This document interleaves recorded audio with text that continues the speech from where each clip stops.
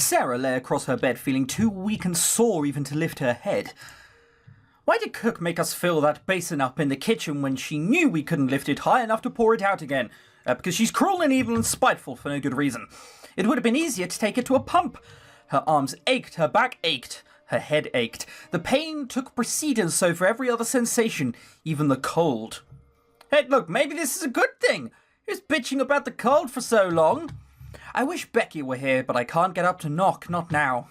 And so, when the doorknob rattled and turned, Sarah's first reaction was pleasure and relief. It was short-lived.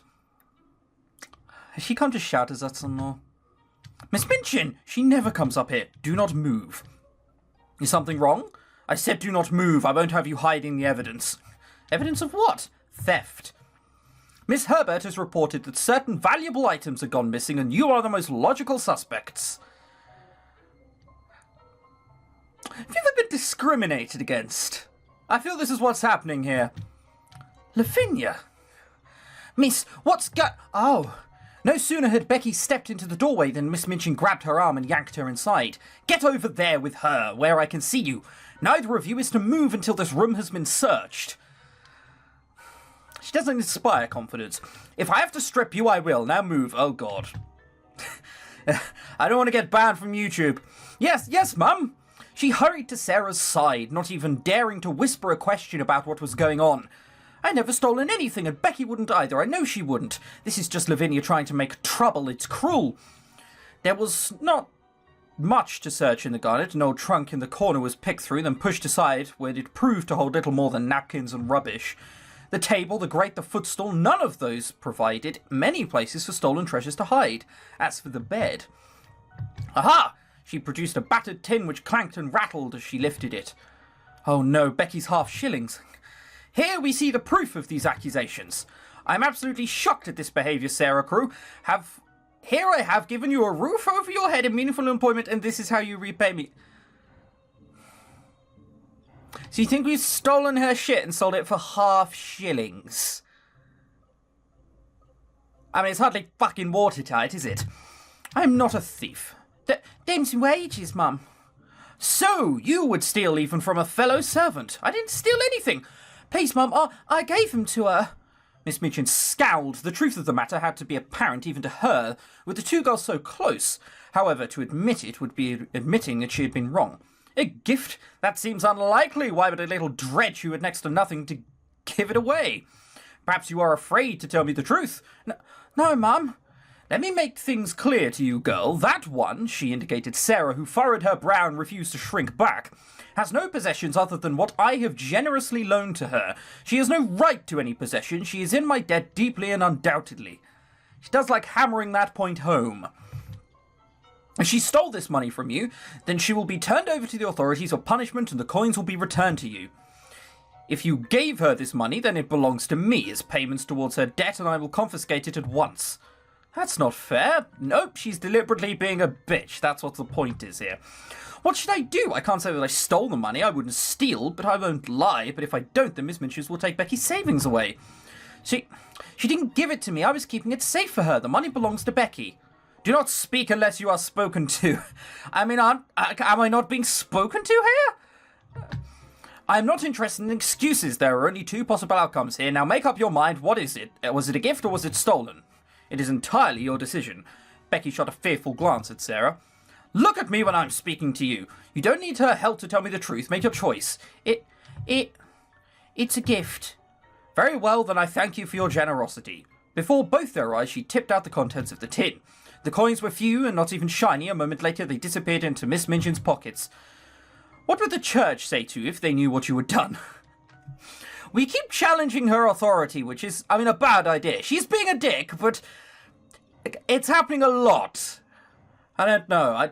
I just don't want to end up in a grave in the back of the garden. Don't speak impertinent nonsense. You are not above punishment. Remain here while I search the other room. After all, there are still reports of theft I must investigate. The sound of her heels clacked away into the distance.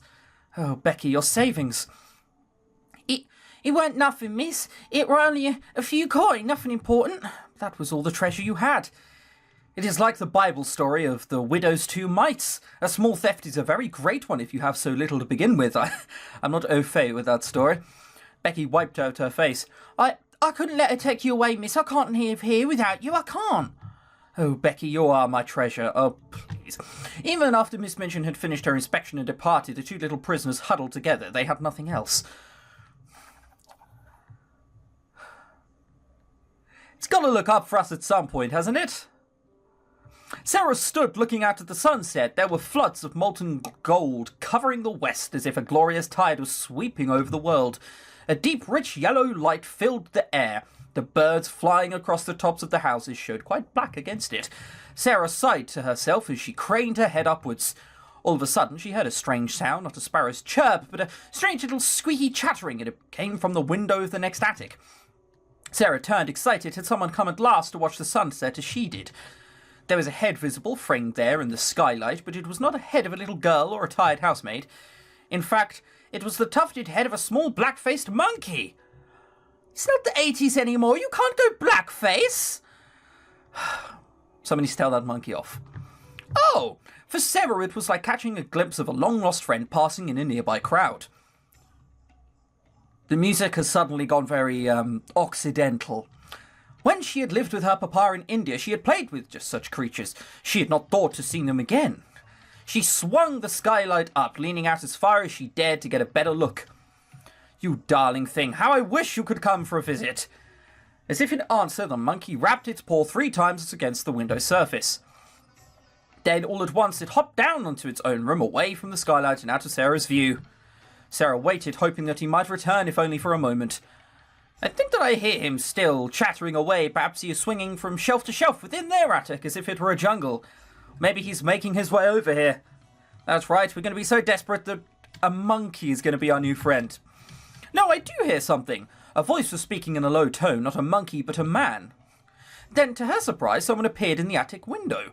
Someone with dark skin and brightly embroidered clothing. A lascar. A what? He held the monkey in his arms where it snuggled and chirped against his breast. As Sarah looked toward him, he looked toward her. Hello!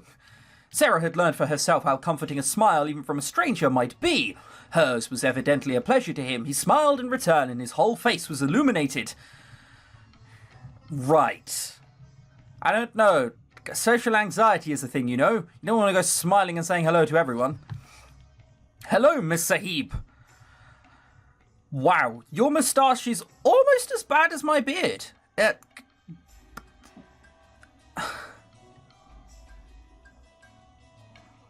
just cannot fathom what that is. Did you get that out of a fucking cracker box? And they couldn't be asked to do the middle bit. Oh, Lord. He must have come up here for the sun, since it's so seldom seen in England. So you are what Charon wished for me to see. The monkey brought you here?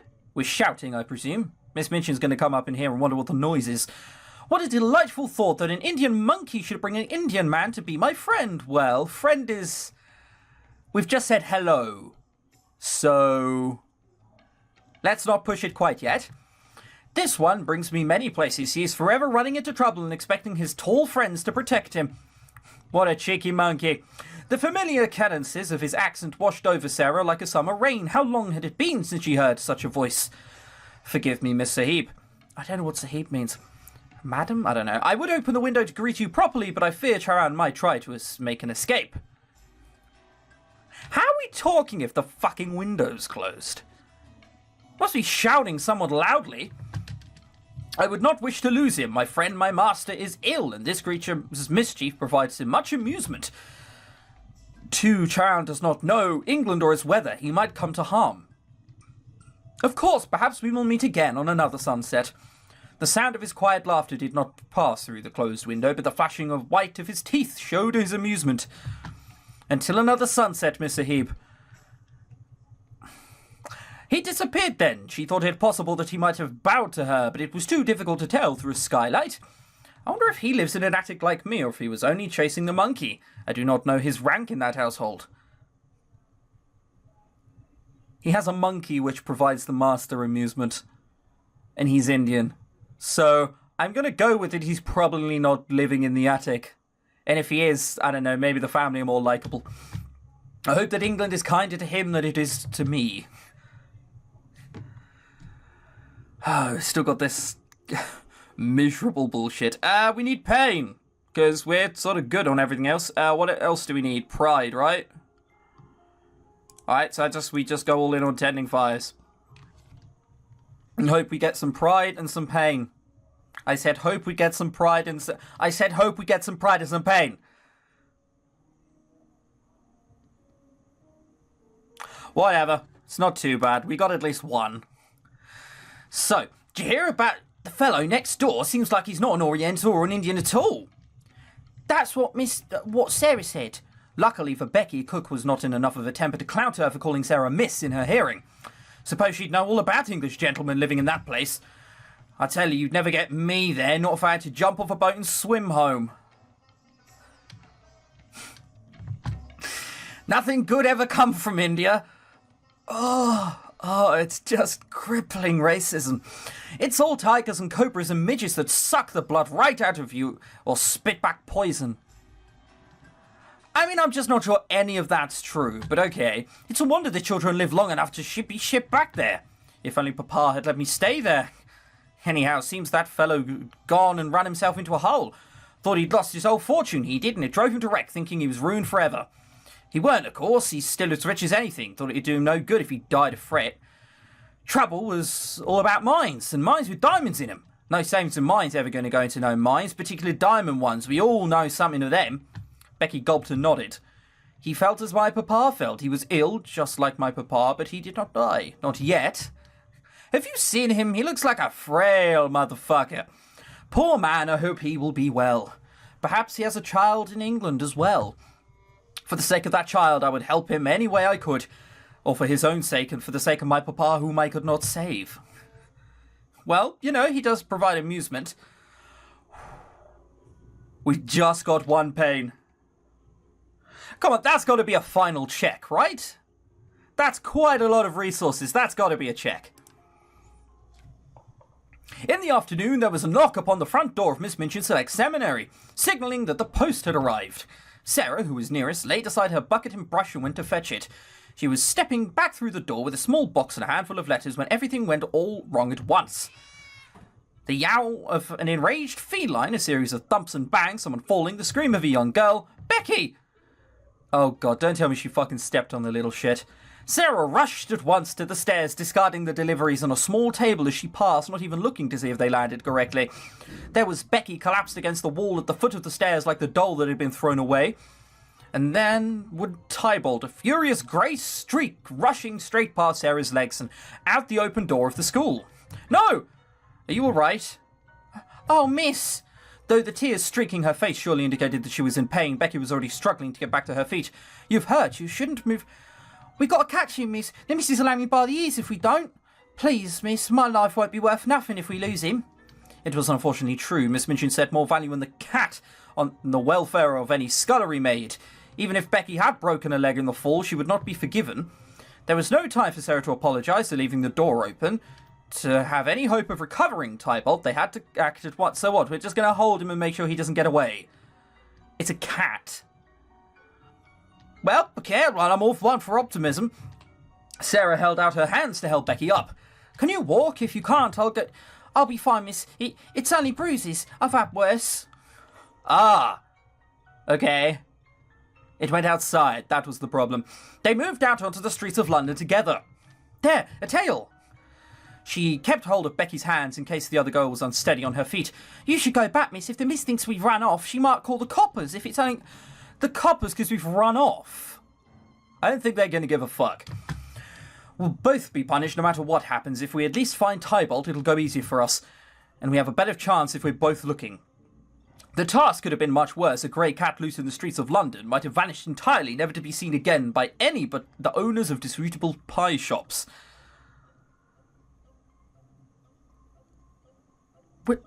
We weren't in rations? What? Whatever. Tybalt, however, appeared to be playing a game, keeping always out of reach but rarely out of sight. They wove their way from street to street, occasionally having to beg directions of kindly-looking adults who might have seen a grey cat go by. Becky keeps wincing when she thinks I'm not looking. I'm sure she's hurt. I need to get her home. If only that cat would cooperate. We are miles away. I don't know, maybe that weird fucking bad Ron Jeremy impression of an Indian might help us. The church? There, he's gone inside. Are we allowed, miss? It's not Sunday. God will understand. Perhaps the angels will guide us, my mother, my papa, and yours. I hope you're right, miss. I'm not too hopeful. The two little girls walked on their toes past the empty pews, their thin shoes making little more noise than the cat's paws. Becky caught Sarah's arm and pointed to a staircase going up just as Tybalt padded out of sight. The bell tower. Up and up they climbed. There was no sign of Tybalt, but neither were there any exits. He had to be somewhere ahead of them. So we're climbing up a huge amount of stairs. I think I'd probably die. Becky paused, her hand against the wall, her shoulders heaving. Are you all right? Do you need rest? I can do it. We're almost there, ain't we? I hope so. At last, they found the door and broke free into the sky. This music is bad music. What, are we about to find a fucking corpse?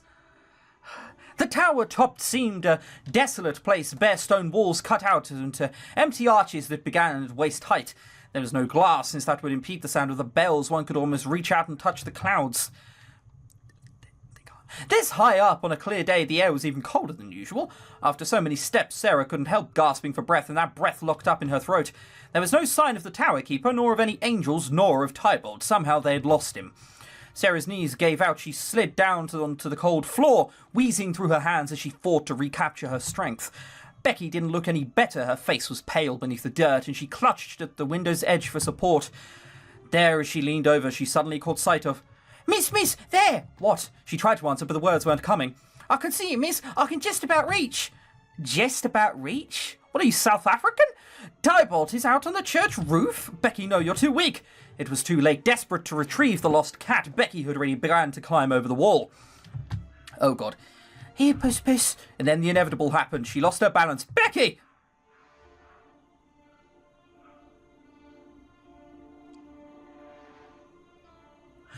Sarah would never clearly remember those seconds, how Becky screamed, how Sarah leapt from her crouch, how her fingers stretched through the air and caught Becky's hand. I was gonna say, we are gonna be one fucked up child if Becky fucking died here. Jesus. Hang on.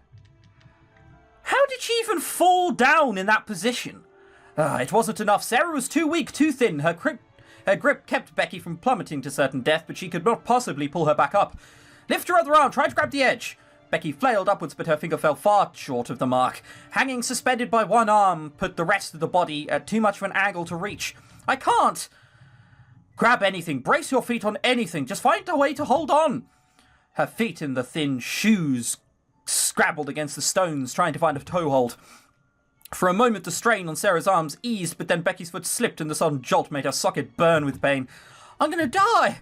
Don't look down, just hold on, Becky, hold on. I'm gonna fall! You can't, I'm holding you. But miss, you can't. I won't let you fall, I promise. Now hold on and don't be frightened. I'm going to scream so someone can hear us, alright? Don't be afraid. Do you realise how long it takes to get up here? What, do you think the firemen are gonna come along with a trampoline? Miss. Sarah squeezed her hands tight and shrieked as loudly as she could until her throat ached with the force of it. All those weeks of being silent in an attic, she felt like her uncaged voice ought to burst loose like a blast of trumpets. But against the vastness of the sky, one little girl's voice was soon swallowed up. Music just went quiet. When her scream had faded into a raspy cough, Sarah gulped hard and waited for a response. All she could hear was Becky's faint whimpering. She had stopped scrabbling against the wall with her feet now. She was only hanging there, quiet tears gleaming against the dirt on her cheeks. It's going to be all right. The tower keeper will come. The angels will bring him to us. We're so high up, it's easy for them to see us here. You won't fall, I promised you, didn't I? I won't let go. Miss. It was hard to hear her voice now. There was no strength in it. You can't blame yourself. It's all right. What are you saying? You can't hold on forever, miss. I know that, and maybe it won't be so bad. There's heaven, right, miss? Like, you always told us, cities of goals and fields of lilies and no Miss Minchin and never having to work no more. Her arm in Sarah's grip felt cold, as if the life were already leaking away from her. My life weren't never going to get better down here. So, don't feel bad, miss, and if you have to let go, I'll still love you. I'll watch over you with them angels. Are you about to fucking burst into a rendition of Always Look on the Bright Side of Life? Come on, have some sort of optimism. No! Now you listen to me. You are the most important thing in the world to me, and I will never ever give up on you. What do you think my life would be like without you? If you slip and fall, I will jump after you. Miss, that's a mortal sin. Then the angels had better hurry up and stop me. That's not proper Christian. I have faith. All of a sudden, Becky's weight shifted ever so slightly in Sarah's arms. Her eyes went wide with panic until she realised that Becky had turned her head to see Tarbolt! Completely unconcerned, as if he had nothing to do with the drama transpiring around him, the cat sauntered his way along the edge, hopped over and curled on the floor near Sarah's feet. You see, there are miracles after all.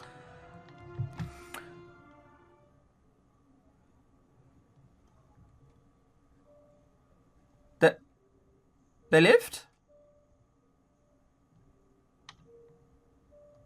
There you go. Never in doubt.